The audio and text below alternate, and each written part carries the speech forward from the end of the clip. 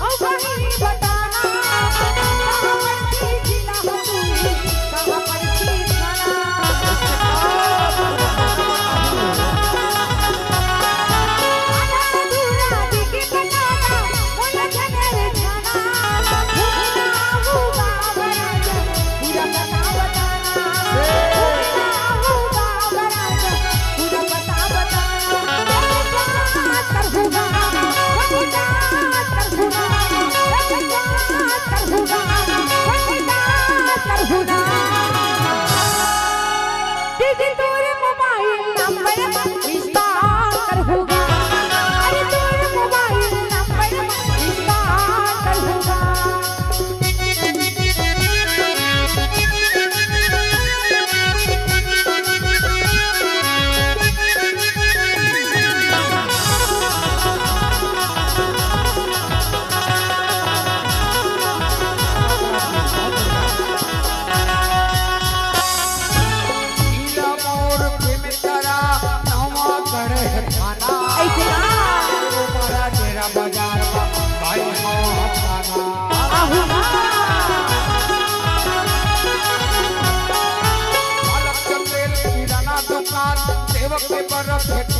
अच्छा चले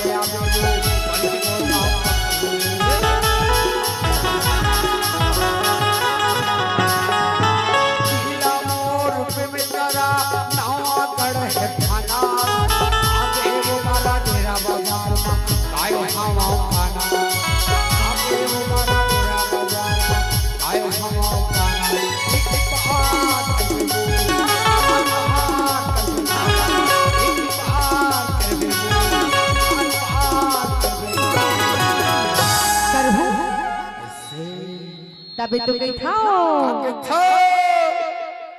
ए बतावा संगी हो तू मन अपन नंबर देहू की नहीं देवाई देहू नहीं कैसे का बाबा नंबर दे भी नहीं ओहो साढ़ू भारी नंबर के लेन देन चला थे इतनी याद रे मोर मिर्ची फटाका ए हम मिर्ची बम है बुलेट बम फटाक ले फुट जाए चढ़िया जाए साटा वाले बम है लेकिन बात ऐसा नहीं वो अरे काहे मन नंबर देवा था ठीक बात है और वो मन तो नंबर देवा था ठीक बात है लेकिन एक बात गड़बड़ है वो अरे मन लगता कहूं लगावे तब बारी बारी करके उठा ली कैसे संगवारी हो अरे मन सब पे तो कहूं करे पावा थे तय काकर लग उठावे वो त एक आगे थी जानता काकर थे एक ही बार में सब छन के उठा ली का अरे दादा रे भारी पावर है साढ़ू लेकिन हम मन कम नहीं अंसारे ला जियो के टावर और सतनामी के पावर खड़े है एक बार तो ताली बजाओ है तभी तो कहीं था का कथा दीदी तोरे मोबाइल नंबर मिस कॉल करूंगा अरे तोरे मोबाइल नंबर मिस कॉल करूंगा मोबाइल नंबर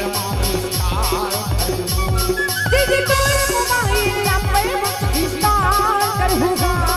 अरे मोबाइल नंबर दीदी तोरे मोबाइल नंबर मिस कॉल करूंगा चलिए साढ़ू मैं ये लेके आवत हो ना साढ़ू मन पर